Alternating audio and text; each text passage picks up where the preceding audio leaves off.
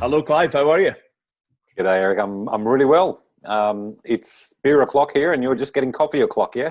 Yeah, absolutely. The coffee is full, but I'm thankful for it. A good early start to the day is always a good start. Now, it's been you were one of the originals. You were one of the first 20 on this show. We were just talking about it. 17, was it? Crux Cast 17. Crux Cast 17, and you are now. This will be 44. So it's Wow. Okay. It has been a long time between podcasts. It has really, but actually, when you look at it, we've published 17 on the 6th of May. It's not that long ago, but it feels like a long time ago. Yeah, you've been busy, man. Yeah, absolutely. We have, and we had no idea that this little Cruxcast would keep trundling along and people would be interested. But it's because we have people on like you that keep it interesting. I suspect you might have a role in it yourself, mate. You've had some great diverse guests. You always keep me guessing. I never know what to expect on the next one. Absolutely, that's what it's all about. I mean, as we were just saying, from charities to startups to big business people to people that have just got a good idea or a different sort of way of thinking, and just like to keep it, diverse and interesting. Absolutely. And authentic. So talking about authenticity and diversity and different ways of thinking. Nice segue. You like that? Smooth. Almost like a car crash. The last time we met, it was pretty much your thoughts on a shift that's coming in the safety industry. Now, you alluded to the fact that you would have a publication coming out. That publication is now out. Your book is out. Next Generation Safety Leadership from Compliance to Care is now out. I think it came out electronically first, and then now all the hard copies are out. It did, yeah. I only got my hard copy actually a couple of weeks ago, whereas I think the electronic copies, the Kindles, were out probably 2 or 3 weeks before that. So it's still pretty fresh, mate. People are just people are posting on LinkedIn that they're just getting their hard copies now. Very good, very good. Right, so for those who haven't seen Cruxcast 17, and I would advise that anybody that's watching this links this all up by going back to watch that, because it was one of our favourites. Good chat. It was really good, yeah, absolutely. Let's just bring everybody up to speed, up to today. How did you get into this? A little bit on I know I've covered it before, but just an elevator speech pitch, potted history on Clive, how you ended up coming out of school to where you are today. Coming out of school? Yeah, we're going that far back. Go. Come on, we've got 30 minutes, man. All right. So look, my background is psychology. I'm a psychologist, and 20 odd years ago, I was working then still more in the clinical and counselling area. And part of what I was doing as part of that clinical counselling role was EAP provider work. That is, assisting organisations after a major incident and sometimes after a fatality. And for those of you that have done that work, you would know that that's a tough gig. You're sitting there with family members or work teams, as well as the leaders of those teams. And they're very, very difficult conversations. And I had a strong background in grief counselling, but it was really hard work. So I was doing that. It seemed way too often. I did not, because I'd never worked in high hazard before that, Eric. Mining, oil and gas, it was all new to me 20 odd years ago. And so, after a while, I'm thinking, how come they bloody kill so many people? And, then they'd kill somebody, and that's harsh language, I know, but gee, it's not that far from the truth sometimes.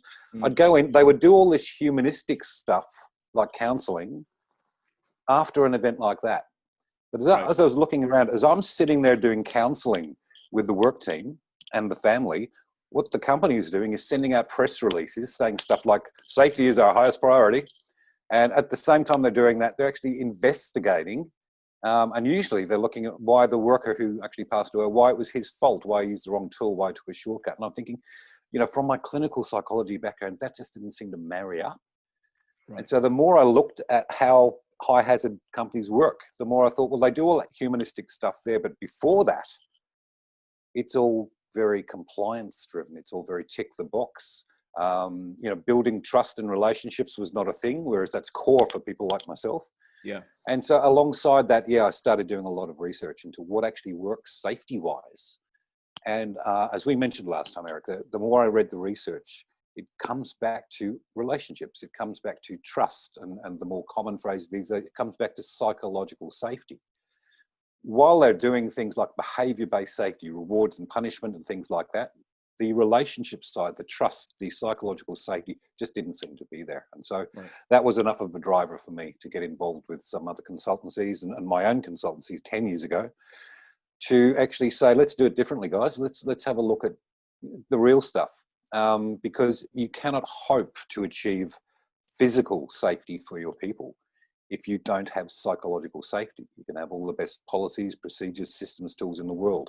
But if people are terrified of speaking up, of sharing that there's been an incident, sharing there's been a near miss, how's that going to work for you? So, I've been doing it on our own through GYST Consulting and the Care Factor program for the last 10 years. And that has coincided with a shift in safety, finally. What many people now refer to the new view, or safety differently, or safety 2, which is really focusing on, much of it is focusing on what I've been speaking about. Very good, very good. So that's bringing everybody up to speed with how you got to this place. Now, there are many safety consultants out there in the world, many safety specialists. Not everyone's written a book, right? So seems like a lot of them have, actually. All right, okay. Well, not everyone. Right.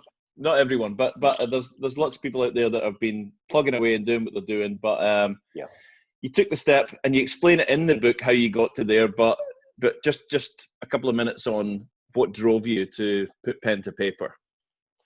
Yeah, well, a few things. As we've been talking about, I felt I had something to say. And also I felt on fairly solid ground, Eric, in that everything that we look at is evidence-based. I don't do stuff with organisations because I think it's nice or anything like that. This is research-based. So I felt like I had a lot to say. But I've been that way for a long time, and the book still didn't materialise until recently. And some of the catalyst, I think, came from the fact that increasingly now we're doing keynote addresses at conferences and a lot of training, of course, leadership training in companies. And I kept getting asked the question, Eric, mate, have you got a book? And give us something to take away. Give me something to take away. Yeah. And it's kind of deflating when you have to turn around and say, well, no. And then you recommend somebody else's book. And so, anyway, the opportunity came along. A very kind publisher just said, look, when you get around to writing it, we'd be happy to publish it. So that was the catalyst. And I'd actually had quite a bit written, actually. And so, I'd been procrastinating, Eric. I'm busy, but I'm going to get a publisher, then I'm going to finish it. But once the publisher was locked in, that was the catalyst. I needed to just sit down, book a couple of weeks out from work and knock it over. But a lot of it was, so many people had asked, did I have a book? And I was sick of saying no. Right. You just had to do it. You just had to, and I'm guessing, just had to do it. And I'm guessing from the way that you write, and in the business that you're in, you probably had written a lot of articles and written a lot of material to give you a decent foundation to be able to pull from, right? Absolutely. Yeah, absolutely. I was not starting from scratch. Writing is something I enjoy doing. I had published a lot of articles which shaped very much the book, Very good. So the book itself takes us through a lovely journey. I mean, you hit us square between the eyes in part 1 with trust, the anchor, right? And then you take us through basically what's wrong with what we've got in place today, and then you offer us some really nice solutions about the new view, safety differently, and your own sort of musings on that. But the thing that, and I just want to unpack a little bit, is Tim Dath. Did I get the pronunciation right on Tim Dath? Yeah. Beautiful forward, absolutely great, and it's brilliant if you can get a peer or someone you admire in your industry to write a forward like that. It's fantastic. But he starts, and it kind of smacked me between the eyes because he relates it very much to Australia, but he's talking about the world. Safety as an industry is in crisis. My goodness. What is, and you've alluded a little bit to it in your history, but safety as an industry is in crisis. Let's just unpack that a little bit. In your view, what's that all about? And look, those words coming from Tim Dath, who as I suggest in the acknowledgement section, he's one of the finest leaders I've ever met. Not just safety leader, he's one of the best leaders I've ever met. And as a safety leader, he's also head of safety at Melbourne and Launceston Airport. So we're talking about a high reliability organisation here. So this is a guy who knows what he's doing. And what was interesting, Eric, Tim wrote that forward before he'd seen the book, obviously. I asked him ages ago if he'd write a forward, and without any prompting, without any background, really. I mean, he knows what I talk about. We share a great deal of overlap in our thinking, but he wrote that forward, and he just nailed it. Yeah. He sort of set up what comes next in the book, the sections on trust, for example. He just nailed it. So I think, and again, I don't want to put words in Tim's mouth, but I think you can pick it up from his forward. Safety to him is in crisis because we keep doing the same stuff. Right. We just keep doing the same stuff. And this is, and again, I had a conversation with David Proven, who I know you're familiar with, before I wrote the book. And he said, and I've included this in the book too, that he believes safety as safety science is probably sitting about 30 years behind science in other related disciplines like psychology. Yeah. And that alludes to what Tim's talking about. We're still doing the same old shit, excuse my language, that we did 30 years ago. We're compliance driven. We want ticks in the boxes. We have behaviourism, radical behaviourism still. No self-respecting psychologist, and this will offend a few other psychologists that at least I'm connected with, use radical behaviourism. It was dead when I was at uni, and that was 25 years ago. But still, safety uses it. Like, for example, they will give rewards, a cash bonus, in fact, sometimes, for a period of time without a lost time injury. Right? That is radical behaviourism. You get a good result, pat, here's some money in the bank. Don't do it. Because people soon realise if the money is due, if the cut-off period is in 2 weeks, mate over here's just had an incident, don't report it. Then the cash gets put in the bank. I mean, these aren't extreme examples that you're given here. This is real life. This is what happens. It's still happening. Hundreds of thousands of facilities across the world. This is what happens. Even if the thing's just a t-shirt or a pocket knife or a torch or whatever it is that they're giving out, there's that pressure on that person who stubbed that toe or hurt that finger that you're letting the team down. We're not going to get X if you do Y. Yeah. Yeah. And what it does is effectively incentivize non-reporting. Yes. Yeah. Bingo. Brilliant. And so when Tim's talking about the safety field in crisis, that's what he's alluding to, is we're still doing the dumb stuff. And look, don't get me wrong, there was no malicious intent in doing this. And, to a degree, everything's helped to a degree. Behaviourism, everything's helped to a degree. But we're not there now. We know better ways. We understand things a lot better. There's been a myriad of research ever since. There are much better ways to do things. And Tim's frustration is one that I shared for many years. I still do occasionally. When he says, when are we going to start doing things differently? When are we going to just drop that? And he talks about it, the apparent reluctance for companies to actually say, okay, enough. Let's move. And that's the crisis bit. The reluctance, let's home in on that for a little bit. Mainly the reluctance has got to come from, I'm just thinking back in my career, luckily I was immersed in for a period of time in health and safety management in offshore drilling and then in subsea. But for average Joe supervisor who's become manager, who might have become director, I see the only route, if you want to take that person and say, right, okay, I'm in charge of health and safety in this organization, or certainly the management of health and safety and how we do it, I want to put all our directors through some training. The training that's the kind of go-to stick, I'm thinking the IOSH route over here would be to send them away to school to do managing safely. Managing safely is all about rules and regs. That's right. It's all about rules and regs. It's all about managing, doing things, looking after things, right? So we get all these people who've moved through a career path who've never really had, the only grounding they've ever had is been in, do that and you comply. Do that and the regulator won't give us into trouble. Anything else that they've picked up as a manager or a director or a leader, has just been what they've picked up on their own, what worked, what didn't work. So we've got ourselves in an absolute bind, right? Yeah. And to me, you've nailed that thing, that management thing. We manage things. Yep. We lead people. Yes. And that's the difference. We've got to stop treating people like they are things, like they are robots. And if they put the tick in the box, they are safe. We need to instead lead people. And that takes a whole different set of skills. And to be fair, I'm not wishing to be overcritical of leaders. We believe in meeting people where they are and working from there. In the mining industry, for example, and it's no different in construction and oil and gas and high hazards, people who were elevated to that supervisory role in the supervisor position, generally speaking, that was not because they possessed wonderful people skills and engagement skills. It was because they were bloody good operators.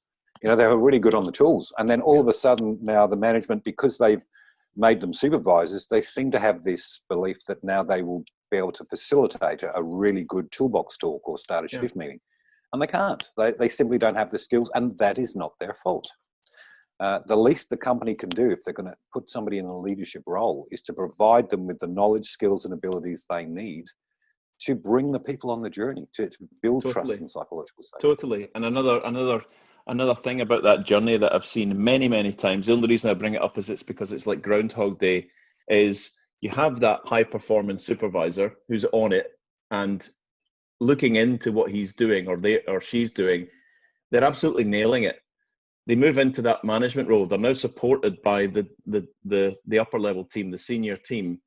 So they've been given a sort of a pedestal. They've been given a little bit of support, and they're thankful for it. As soon as the pressure goes on, they're conflicted. Now the company's shown a lot of trust in me. They've promoted me up here. Now they're telling me to do X, Y, and Z. It goes against everything I think, but I'm on a career path here, and suddenly you've got this horrible conflict here. And all the values just throw out the window. I've seen that so many times. Good people put in horrible situations. You know, what do you want to do? You remember what's best for the company here, and what's best for this production line or whatever it might be. And then the erosion starts to set in, and that horrible path that we've all seen starts to happen. Dreadful. Back to the crisis. Yeah. Back to the crisis. So your model that you outline in the book, which is beautiful, is the compliance to care model that takes us away from this tick the box, do what we need to do just to stay compliant, and go through all the. We'll come back to the platitudes later, but can you just run us through, just in general terms? It's quite it's no easy undertaking to just say just apply this model, but the compliance to care model in brief. Yeah. And again, people, many of your listeners, I believe, would be familiar with the language of safety one, safety two, safety differently. Yep. I guess, you know, if I was to abbreviate this, it is like that move from traditional safety one, or what we're talking about, the crisis times, to doing safety differently. And we've got to be really careful there too, that we don't imagine that means that you now throw everything out, because that is too much of a chasm then for most leaders to even think about doing. And it terrifies senior leaders. I'll just quickly digress. I was talking to a client this morning. Senior leaders, they've read the book. They know me from other things. They're on board. They know, and they've had a lot of injuries, right? They've had a lot of incidents. Last year was a really bad one. And I was talking about what we'd look at when we run the Care Factor course or Care Factor program for their leaders. And one of the guys just pipes up and he said, "Clive, our board are really conservative. And you know what? Even though this makes perfect sense, I just don't think they'll go for it." And I'm thinking about that. This is not the first time I've heard that. Now, you know, if the board simply won't go for it, and increasingly, you know, safety programs like our own needs board approval. Boards tend to, by their nature, be risk averse and conservative in decision making. But think about that. They've had a stack of incidents and severe injuries. Their conservative nature says, stick with what we know, which is tick in the box compliance. In fact, after a lot of incidents, what happens in that organisation? They just come down on them even harder. Yeah. So everybody's afraid of losing their job now. Everybody's afraid of reporting an incident, of speaking up. And so all of a sudden, they said their near misreporting is at rock bottom. It's not that they're not having them, of course, but what they've got is zero reporting. Now, if I'm a board member and if they have fatalities, the board member are actually going to be partly responsible here, and there will be consequences. If I'm on that board, I tell you, I'm looking for evidence. I'm looking for research based on, what actually works. And that's part of the crisis. But sure, I don't want those board members to think I'm going to go in there and turn everything upside down, throw out all their old take fives and all of that stuff they use. It's a matter of tweaking that dial, and all it consists of for me, Eric, is just giving your leaders what they need to start bringing their teams in. Just instead of telling them, asking them.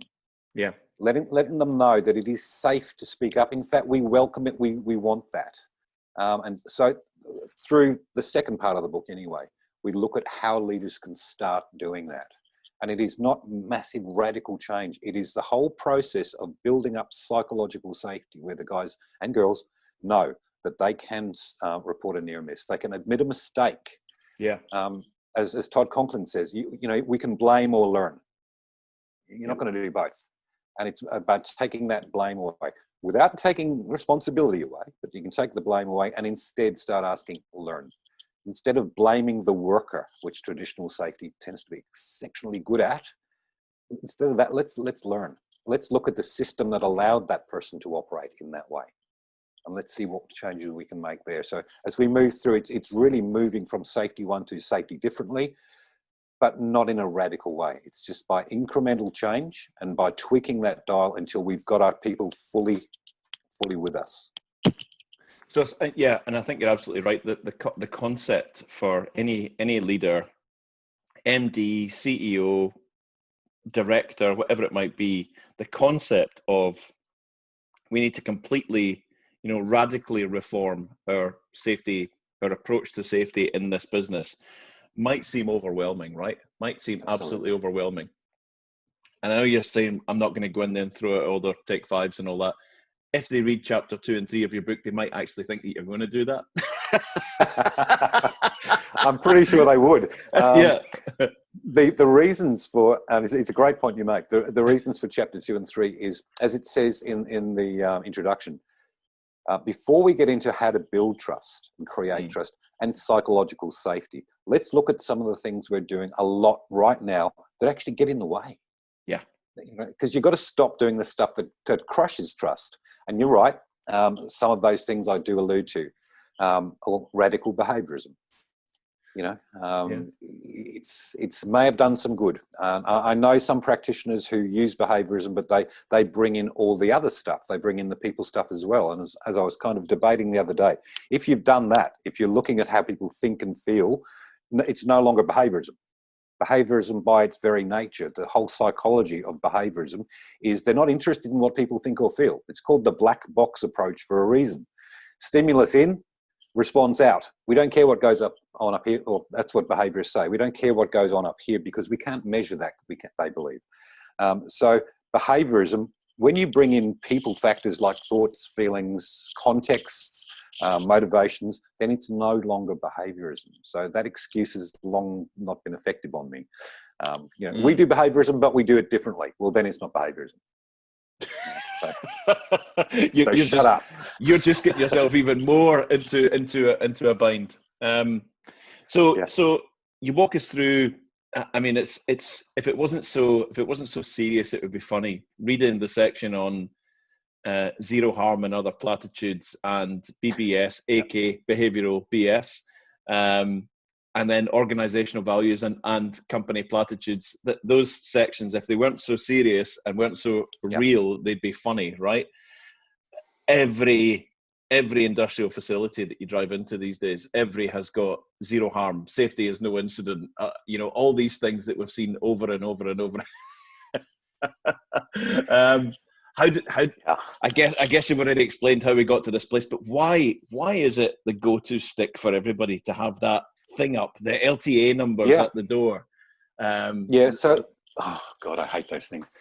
So again, let me say, I do not believe, as some do, that organisations that have a goal of zero or some sort of zero vision, I don't believe they are ignorant, stupid, or as a certain commentator suggests, evil. I believe they have those goals with a good intent. it's for me. It's again, look at the research. I'm a pragmatist, right? I believe in doing what works. There is no research, and I mentioned this in the book, Eric. There is not a jot of evidence to suggest that having a zero harm goal, a zero vision, does any good at all. It achieves no positive. But you actually allude to in the book that there is research that it may actually be detrimental. Absolutely. So don't get me wrong. There's not a huge amount of research, but David Proven and Drew Ray did a wonderful podcast on this very topic quite a while ago now, but it's well worth listening to. And they actually took all the available research on zero vision, zero harm.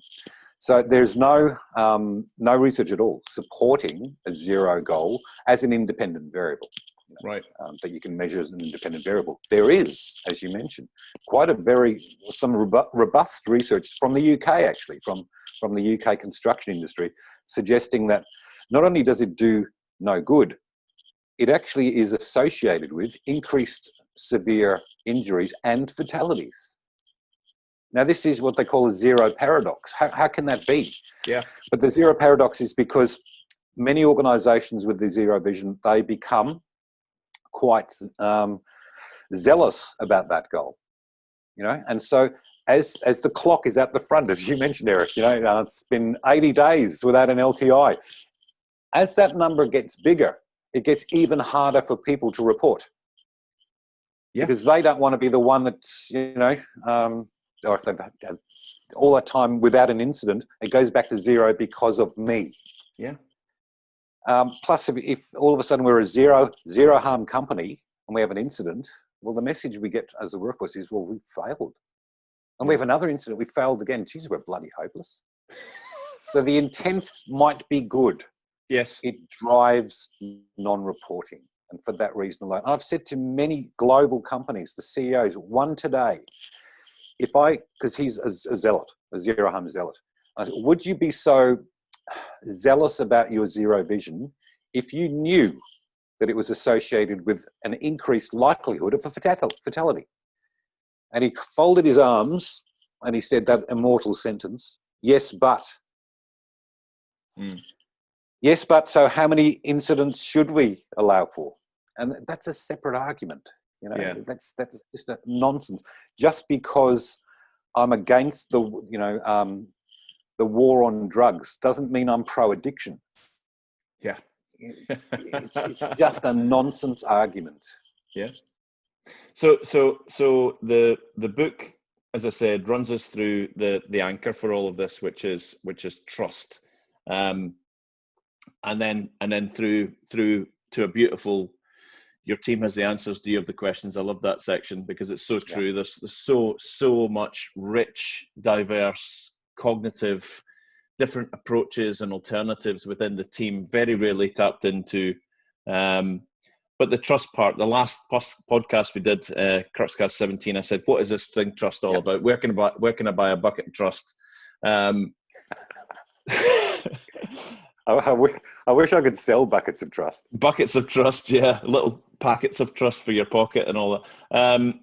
I guess that whole concept of trust, there's a beautiful TED talk by Bob Keeler, one of the guests we had on, the ex-CEO of Wood, very well-respected guy in oil and gas, who's taken values and care to a different level, a proper leader. Yeah.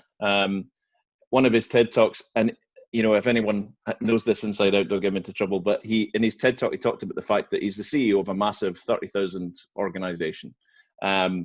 He is a very personable guy, but he gets the feeling that nobody really wants to know him. He's going around the organization, and he's one of these guys that drops in your office to see how you're doing. And if you're you've just been the draftsman for 3 weeks, and you're just in the office, and suddenly the CEO's in your office saying, "How's it going? How's life?" You're a bit kind of, yeah. So he said to one of his peers, "I just don't get the feeling that I'm getting that level of trust." So he spoke to a psychologist friend of his who said, "Well, think about it. Think about it from your own personal life. Who do you trust in your life?" Yeah. He said, my friends and my family.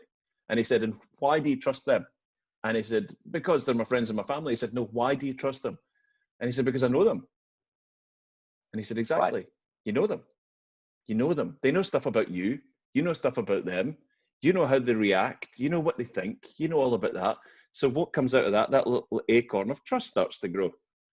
So he went, of course they don't know me. So he started putting out, instead of the usual corporate bullshit newsletter, he would put out very, very authentic pieces of text about his family, about his sister, about his relationship with his brother. I might have got that wrong, and all the PR people are freaking out because this is, all the mistakes he's made in his life, all the, the times where he's been vulnerable. And, he wanted people, it's hard to communicate with 30,000 people in an organization, but he thought, right, I can definitely do it this way, and sending out really authentic Friday updates. But the Friday updates weren't about LTIs, EBITDA, operational performance. They were about a musing he'd had over the weekend about his kids. And it meant the next time he walked into one of those offices, people had an anchor point to be able to go, I really like that piece you wrote about the kids or your brother or your mother. And they have conversations and the trust starts to grow and they start to know each other. And so that's where he started from. And he was wrestling with, how do I do this in a massive global organization that I can't reach? So if he's trying to do it and he's looking for ways to do it, you can probably convert that way of thinking into an organization with 50 people that are all in the one place. Absolutely. There's a chapter in the book actually called What's Your Story? Yeah. Because that self-disclosure aspect is very, very, it's like an express route to creating trust. Right. Once you know somebody's story, people can be very forgiving of other things that you may have done, mistakes you may have made, and so forth. My clinical background before I got into safety was in addiction, in the field of addiction, so treating addicts. And I know back then in Australia, probably UK too, a lot of people, don't know these bloody addicts and all that sort of stuff. I listened, of course, as a psychologist, I'm sitting there listening day after day to the stories of these young people. And frankly, when I listened to their stories, I don't know how they could have not taken drugs, right? Because of the world they sought to escape. What a way to think about it. Yeah. I defy anybody to not change their mind when people understand their background. Yeah. And it's no different here. Once our teams understand that, we've all had a journey. We've walked through different parks, we've knelt at different graves, and that has partly made who we are. And when you allow your team to, you've got to drop your masks, you've got to be a little bit vulnerable with this stuff, and not everybody wants to do that, but there's nothing like doing that to actually bring your team in. Now, I know if it's a 50,000 organisation, then you do it a different way. But you can also then inspire your frontline leaders. Yes. And just team leaders. To just push that out. That's how you do it. That's how you change your culture, Eric. I said, but you don't change your culture by focusing on the culture. It's too big. It's too old. It's too unwieldy. You change your culture one conversation at a time. And if I can change the culture in my team by bringing my people in, sharing my story, listening to theirs, even more importantly, and this leader's doing it with this team, and then that spreads to that team, and that's how a culture changes. You don't just try and focus on the culture. You build relationships and you build trust. Outstanding. So once you've taken us through the solutions that you offer and the different approach and the compliance to care model, you leave us with a little call to action. With so many health and safety professionals responded to the call for action, the journey from compliance to care is already gaining momentum. Are you with us, dear reader? So that focuses on health and safety professionals. When you wrote this book, who did you want to read this? That's a really good question. And what I learned when I was writing articles, and I have published book chapters previously and journal articles before, and I was writing for academia then, and that's a whole different ballgame. You're writing for academics then, largely, when you're writing journal articles. And I am aware, and I won't mention too many names, but some of these safety books, people who have written safety books, maybe didn't always ask that question effectively, because some of the well-known safety books I've read sound like they've been, read to me at least, like they were written by academics for academics. Yeah. And so I put a lot of thought into this up front. Who I wanted to read it, Eric, was, your average safety manager who runs, a business, board members as well, but people who are actively involved, not academics, in other words, people who needed in relatively straightforward language, because psychology's got its jargon like any other field. And I wanted to try to, as best I could, make it jargon-free, use language that is very, very accessible, to share meaningful stories and examples that most of the people that would read it would recognise. So it was very much aimed at the safety team, safety professional, but not just safety professionals, just leaders. Yeah. You could take the word safety out of it. It's just a leadership book, really. But when I suggested that to the publisher, they said, "Well, how's your target audience going to know who it's for?" Fair point. But really, I pitched it at the very people I think can make the most difference, and they are those safety teams, those safety professionals, and the leaders that actually lead them. Very good, very good. And from what would be the sort of the greatest result from this? Clearly, you want the book to sell. That's a given. But Sure. Yeah. Well, I want people to read it. Yeah, of course you do. So yeah, so you've got a target audience, which is safety leaders, managers, leaders, anyone in a leadership position. Because I think you're right.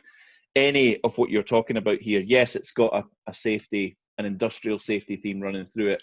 Yeah. But reading this as a leader, I mean, in 2020, we must be at the point where if you're leading an organization, a business, or a team, and you haven't sussed out that there's been a change in the wind for the last 5 to 10 years in terms of trust and vulnerability and working together and all of that, then there's something wrong.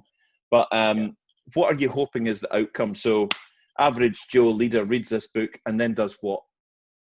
Okay, so as you went through the book, Eric, you probably noticed at the end of every chapter, there's a series of reflection questions. Yeah. I meant it not just as a book to be read, I meant it as a book to reflect upon. And Right. so I put those, and I thought long and hard about those questions. I wanted them to be useful. My hope, this is my hope, and I'm going to keep encouraging people to do this. Don't just read the chapter. Take the time, get a journal out, and just write your reflections on those chapters. Don't just do it yourself either. Take it to the rest of your safety team, your safety leaders. Compare notes on each of those 10 chapters. If you did that with your leadership team, you'll end up with a roadmap on how to move from traditional safety to doing safety differently. It's right there in front of your eyes. You don't need to, pay me to do that for you. I can help you implement it, but you'll have the roadmap there. So my hope is that this helps just to shift that dial, Eric, from what Tim Darth described as safety in crisis to, I think I mentioned the first podcast, I wanted to see a shift happen. I believe it is happening. I've got enough feedback from the book already to suggest that some people are doing this stuff. They're on board. I think it is happening. Helped along by some fantastic people like David Proven and Drew Ray and so forth, John Green. It needs to gain a lot more momentum. And if I can just be part of tweaking that dial away from 30 years ago psychology to current research, what actually works now, I'll be a happy man. Superb. That's a perfect point to end this. So next generation safety leadership from compliance to care. I'm going to put up a little graphic on the book cover like we did at the start, just so that people can. So where's the best place to get it? I guess you can get it in all the digital forms and all of that. You can, you can. I'm just making an assumption here that it's probably cheaper through the publishers. Don't quote me on that. I'm not sure. It's just shop around, guys. I'll get value for money. So CRC Press or Rutledge. If you go to the Rutledge site, it's on there. What they do well though is there's a hardback, but there's also an ebook. Yeah. And with the ebook, you can get it for 6 months, which dramatically reduces the price. Which I'm fine with. It's just if you get it for 6 months, make sure you got that pad and you write down your reflection questions. Otherwise, when your book goes, so do your reflections. Amazon, of course, ebook or Kindle, and the hardback there. So it's all over the place, really. Very good. And I'm guessing we'll put the link to your LinkedIn page. You're not adverse to anyone contacting you or just asking about the book or just the whole concept of what you're doing? I'm getting a lot of inquiries, everything from can I have a signed copy to can you make the publisher bring the price down? And the answer is no, I can't. I have no power over that whatsoever. But I'm happy for people to send messages. Fantastic.